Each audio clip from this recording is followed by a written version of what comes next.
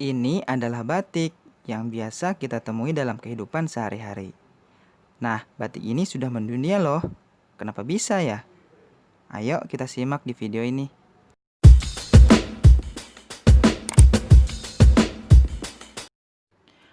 Hai, Assalamualaikum. Salam kenal. Di video kali ini, kita akan belajar tema 4, subtema 1, pembelajaran kedua. Nah, kemarin kita sudah sedikit membahas tentang batik. Ada yang masih ingat batik itu berasal dari negara mana? Ya, tepat dari Indonesia. Sebelum kita membahas lebih jauh, Pak akan menjelaskan terlebih dahulu muatan pelajaran yang akan kita bahas di video ini. Yang pertama ialah PPKN dan kedua ialah SBDP. KDPPKN yaitu 3.3 menelaah keberagaman sosial budaya dan ekonomi masyarakat. Tujuan pembelajarannya ialah mampu mengidentifikasi contoh keberagaman ekonomi dengan benar dan sikap yang perlu dikembangkan dalam keberagaman ekonomi. Untuk pelajaran SBDP, KD-nya yaitu 3.1, memahami reklame.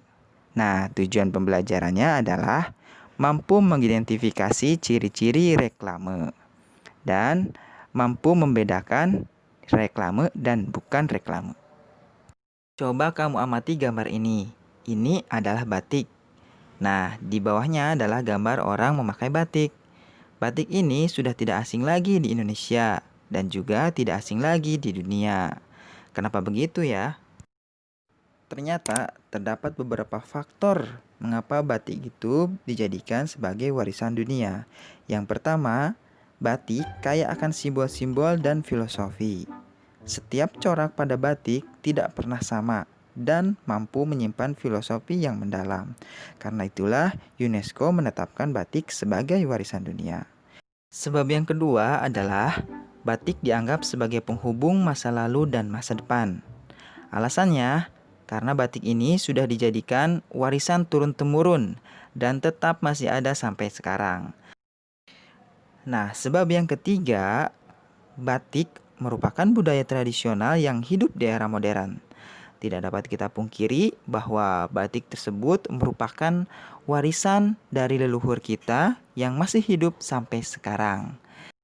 Nah, selanjutnya yang keempat, batik diakui oleh dunia karena menurut UNESCO, warisan budaya akan ditetapkan sebagai warisan dunia apabila diakui oleh komunitas, kelompok, atau oleh individu yang memelihara, menciptakan, maupun mewariskan kepada generasi selanjutnya.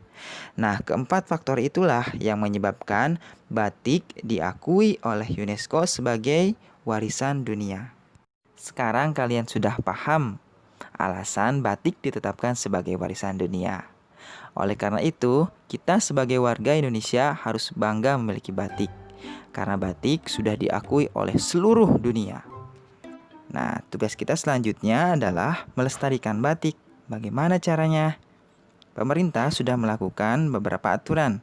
Yang pertama, setiap sekolah wajib pakai batik. Yang kedua, setiap instansi pemerintahan wajib pakai batik. Dan yang ketiga, kita diwajibkan pada tanggal 2 Oktober untuk memakai batik. Nah, sekarang bagaimana cara kita untuk memasarkannya? Kita bisa memasarkan dengan cara mempromosikan batik ini. Menggunakan apa? Yaitu menggunakan reklame. Reklame itu apa sih? Reklame berasal dari bahasa Latin yang terdiri dari kata re dan clamer. Re yang artinya ialah berulang-ulang, sedangkan clamer yang artinya berteriak atau ajakan. Jadi, menurut bahasa, reklame artinya berteriak atau mengajak secara berulang-ulang.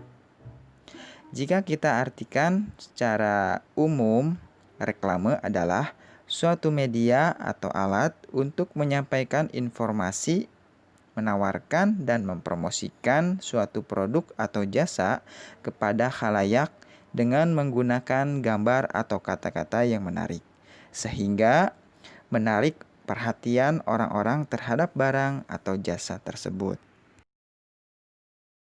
Tujuan reklame ialah yang pertama untuk memberikan informasi kepada khalayak tentang suatu produk atau jasa. Yang kedua, mempromosikan produk atau jasa sehingga khalayak tahu tentang produk yang terdapat pada reklame. Yang ketiga ialah mengajak, menganjurkan, dan menawarkan produk atau jasa yang terdapat pada reklame tersebut. Selanjutnya, jenis-jenis reklame dibagi yang pertama berdasarkan tujuan pengadaannya, yang terdiri dari reklame komersial dan reklame non-komersial. Reklame komersial untuk keperluan bisnis dengan tujuan mendapatkan keuntungan. Contohnya berupa poster, spanduk, baliho yang berisi iklan-iklan seperti iklan makanan, minuman, sabun, pakaian, dan lain sebagainya. Sedangkan reklame non-komersial yang isinya biasanya berupa kepentingan umum yang berupa ajakan, anjuran, himbauan, saran, dan berupa imbauan-imbauan yang lainnya yang diberikan oleh pemerintah kepada masyarakat. Yang kedua dibagi berdasarkan sifatnya, terdiri dari 3. Yang pertama reklame peringatan, yang kedua reklame penerangan, dan ketiga reklame ajakan. Untuk reklame peringatan biasanya berisi mengingatkan masyarakat untuk melakukan hal-hal tertentu. Misalnya, reklame tertib lalu lintas. Seperti ini contohnya. Yang kedua, reklame penerangan, yang isinya biasanya memberikan informasi-informasi kepada masyarakat secara umum. Contohnya, info kesehatan. Seperti ini contohnya. Yang ketiga, reklame ajakan. Biasanya berisi berupa ajakan atau permintaan. Contohnya, reklame donor darah, kemudian reklame bantuan bencana alam, dan lain-lain. Yang ketiga, dibagi berdasarkan media yang digunakannya. 1. Audio.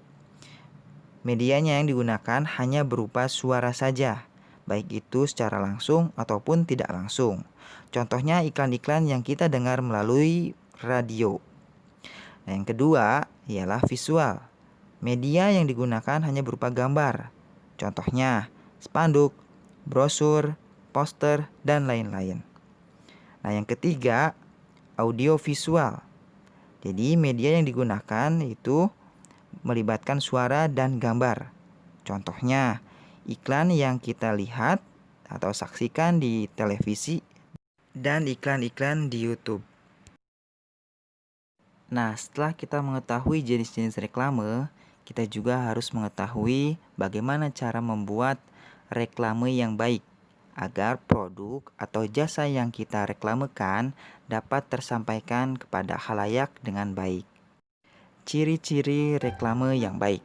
Yang pertama, memberikan informasi yang jelas dan nyata. Tidak berlebihan dalam menyusun kalimat promosi. Nah, yang kedua, memberikan seni atau hiasan di sekitar kalimat-kalimat promosi kita agar terlihat lebih menarik. Dan ketiga ialah jujur, yang artinya iklan yang dibuat harus jujur apa adanya, tidak boleh dibuat-buat. Yang keempat, reklame yang kita buat harus disampaikan secara berulang-ulang kali agar sesuai dengan pengertian dari reklame itu sendiri, yaitu adalah ajakan secara berulang-ulang supaya informasi yang kita sampaikan kepada masyarakat dapat tersampaikan dengan baik dan masyarakat semakin paham tentang produk atau jasa yang kita buat. Nah, tadi kita sudah belajar tentang reklame. Coba sekarang perhatikan teks ini. Sudah baca belum? Sekarang kita simpulkan bersama-sama ya. Teks ini bercerita tentang sahabat yang tak terpisahkan. Nah, di sini ada 2 sahabat yang bernama Hani dan Dwi. Hani ini anak pengrajin sukses, sedangkan Dwi dia anak penjual kue sederhana. Namun, meski latar belakang mereka berbeda, mereka tidak menghina satu sama lain. Mereka saling menghargai sehingga persahabatan mereka terjalin dengan baik. Nah, sekarang Bapak tanya, bagaimana jika kalian berada di posisi Hani atau Dwi. Sikap yang akan kalian lakukan itu seperti apa? Coba dijawab di rumah ya. Dan jangan lupa jawab juga soal-soal yang berada di halaman 19. Tadi kita sudah membahas tentang teks sahabat tak terpisahkan. Nah, di sana terdapat perbedaan keberagaman ekonomi. Dan ternyata keberagaman ekonomi di Indonesia itu sangat beragam. Ada yang bekerja sebagai petani, nelayan, pedagang, guru, dokter, pegawai negeri, karyawan pabrik, satpam, polisi, supir, dan masih banyak yang lainnya. Semua yang dilakukan itu bertujuan untuk memenuhi kebutuhan hidup. Jadi, kita sebagai manusia harus menghargai usaha apapun yang dilakukan oleh orang lain. Dengan cara apa? 1. Tidak menghina orang karena pekerjaannya. 2. Tidak mengganggu usaha orang lain. 3. Tidak iri terhadap keberhasilan orang lain. Dan keempat, lakukan persaingan sehat. Yang kelima, jika sudah berhasil, sebaiknya membantu usaha orang lain ya. Pun demikian, kita sebagai manusia harus saling menghargai terhadap keberagaman ekonomi di lingkungan kita. Pesan Pak Guru, jika kita berasal dari keluarga yang mampu, kita tidak boleh sombong dengan orang lain. Nah, jika kita berasal dari keluarga yang kurang mampu, kita tidak boleh iri. Sebaliknya, kita harus bermotivasi untuk meningkatkan kemampuan diri kita dengan cara semangat belajar. Dengan berharap suatu saat bisa sukses dan sukses. Oke.